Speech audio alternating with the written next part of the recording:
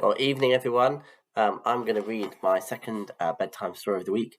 This bedtime story is more suitable for slightly older children because it is slightly scary, but it's a great story. It's from a book called Ghost. It's 13 scary stories aimed for children who are aged 7 to 11.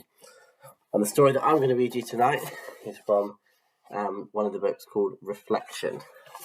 So let's get started. Rain whipped at Catherine Houghton's window as she huddled frightened in her bed. Though the power was out and the wind howled fiercely outside, Catherine's fear was not from the storm. It was from a single, methodical noise that punctuated the room, the insistent tap of a finger on glass, not from her window, from her mirror. Tap, tap, tap. The room was dark. There was just enough light for Catherine to distinguish the gleam of the looking glass across the room. There she could make out faint movement, just her reflection. She reached for the glass on her nightstand, hoping the water would calm her shaky nerves. But at the same instant, a crack of lightning filled the sky. In the momentary flash, Catherine caught a glimpse of her reflection, this time staring out of the glass, its grin stretched wide with malice. Let's see the pictures on that page. Catherine dropped the glass in fright.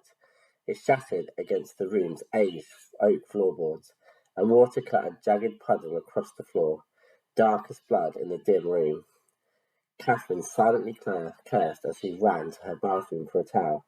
She was careful to avoid the bathroom mirror, but she couldn't help catching the erratic movement of her reflection in the corner of her eye, beckoning her to look back. As she hurried to her bed, the same insistent tapping followed her from the bathroom. Tap, tap, tap. Catherine moved quickly to stop up the spill, but even here she found her reflection staring back menacingly from the dark pool of water. Catherine tossed the towel down to cover it. She never before realised how unavoidable her own reflection was. Mirrors, glass, water. There was no escape from the dark double, wordlessly stalking her while the storm raged outside. What did it want? Tap, tap, tap. The noise floated to Catherine across the deep shadows of the room in response. There was no way around it. She took a deep breath and looked up at the full-length mirror opposite her bed. Her reflection loomed in the glass, almost ghostly pale in the dim moonlight. It crooked a finger at her, motioning her over. It dawned on Catherine that the only peace she would find that night would be doing as it wanted. She walked slowly across the room. The floorboards creaked under her weight.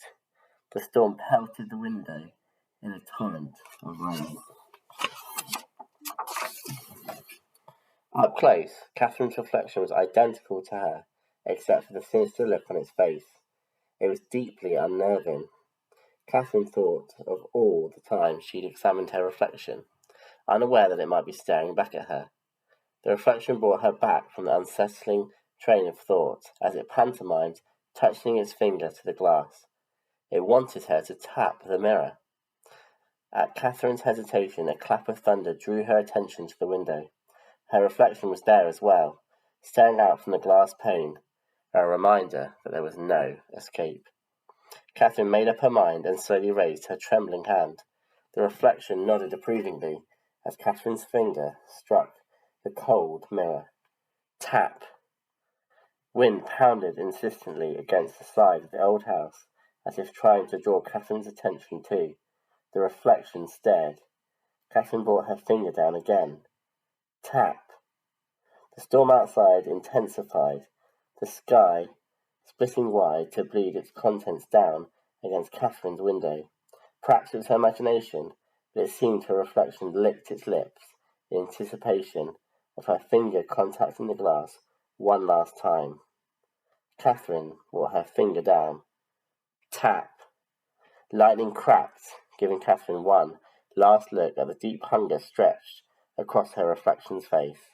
Then, as quick as it's come, the light vanished.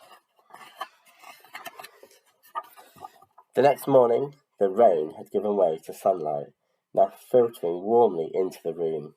A slender brown-haired girl slept peacefully in the bed, but Catherine, hoarse from screaming through the long, dark night, was not at rest. Though her fists were bruised and blooded, she pounded hopelessly on the thick surface of the mirror. No matter how she tried, she could produce only the slightest noise in the world beyond the glass. Tap, tap, tap. And that's the end of tonight's scary story. We're looking forward to seeing you tomorrow, and we hope that you'll have a nice costume to dress up into, ready to celebrate World Book Day. Thank you, everyone. Good night.